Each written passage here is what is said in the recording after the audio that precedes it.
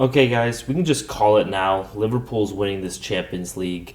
Yesterday, I know I'm very much in the minority on this, but I think yesterday was one of the greatest games of football that we have ever seen from Liverpool club, especially from this club this year. Like, I think that there's one thing to beat a team 5-0, and that's like, its own, special type of, beatdown. But the problem with 5-0 beatdowns, in my opinion, is that, like, a lot of times it just happens, like, your team is just hot that day, right? And those aren't replicable from game to game. It doesn't really tell you that much about what the team is going to do in the future. Now, sure, if a team is winning every single game by 7-0, then like that is a very good sign of them going on to win the Champions League, right? But there have been so many instances, right, of teams, winning even knockout games against good teams like 5-0 or and then ending up losing to that team in the second leg, right? Like there's a famous, Barcelona comeback, right? Or the Liverpool comeback against Barcelona, right?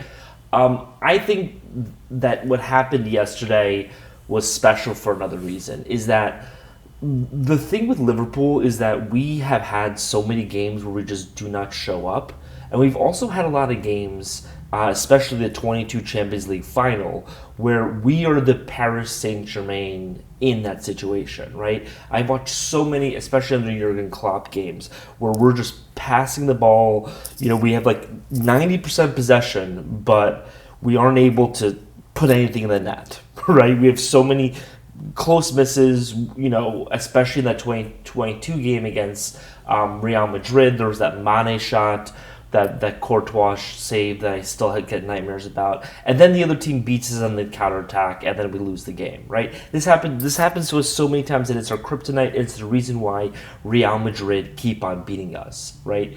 What we showed yesterday is that we can be that incredibly tough and resilient team. And I think it got to a point, and sure, like our offense did nothing yesterday, right? And like, that sucks, but I don't think anybody ever is doubting the Liverpool offense. We have an incredibly, incredibly good offense, as we've shown with Harvey Elliott's score, right? But I think that what we really did yesterday was we just crushed their soul in the palm of our hand. And I think that, so as an observer, right, there was that first 25 minutes where, like, I was always like tense when, Paris Saint Germain got the ball in the penalty box. And I was just like, what's going to happen? Like, hopefully this isn't the one. After the 30-minute mark, I legitimately, every single time they got the ball and every single time they got it to the penalty box, I started laughing at them. I literally, this was so fun because, like, it is so fun to watch a football game where the other team can't score. Like, they just can't. They can't buy a goal. And yeah, it got to a point where it was just so fun because you knew, like, it doesn't matter who shoots the ball, where in the box they're shooting the ball, or who's in front of them. The Liverpool team is going to find a way to prevent that ball from going to the net. And obviously, a huge amount of kudos has been given to Alisson because he actually had some insane saves. But by the second half, those insane saves didn't even feel insane anymore. They just felt like, yeah, okay, he's gonna stop that. Like, I remember the one where it was like on the 78-minute mark where he just like really like stretched out and got it. It's just like, it felt honestly like a routine, like just getting the ball in his hands type of save. It became so pedestrian, and that is why I loved this game so much and why I feel so confident now going into the rest of the Champions League, and why I think we're going to win easily is because we just crushed their soul. We took their spirit in our hand, we took their heart, and we just destroyed it. And you could see this on their faces by the time that they, the 50-minute mark came around, and they had to go. It felt like an obligation for them. Like, okay, now I have to go into the penalty box, and now I have to find a way to not score. And people I'm sure people have pointed this out, but let's just look at these statistics, right? They had a 70% possession. They had 10 chances on goal. We had one, and that was our one goal. They had 27 chances in total. We had two.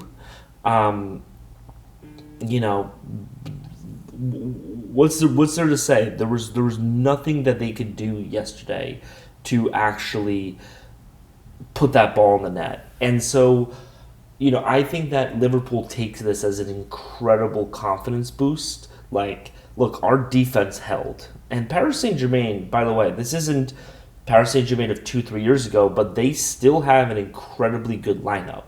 Um, and there's nothing that they can do against us. It was just impossible for them to do anything. Um, so yeah, I think every season you see one of these types of performances. Actually, not even every season. Like once every couple of years, you see one of these performances. And again, I remember seeing this in 2022, Real Madrid against Chelsea, and just being like, "Yeah, it's done. Just give it to them. It's done." After that Modric pass. And I think that we're seeing a similar thing in this Liverpool game versus Paris Saint Germain. Um, and by the way, I just want to say one last thing. Look, if anybody has been hating on TAA, it's been me. I don't think any Liverpool fan has been hating on TAA as much as I have been over the past 2, 3 years, especially since he lost us the Champions League final with that Vinny goal. But like, let's not get into that. Last night, he put in probably one of the greatest defensive performances that we've seen all season. Maybe in the past couple of seasons. So, and obviously I can't say his name, but Kvaratskhelia.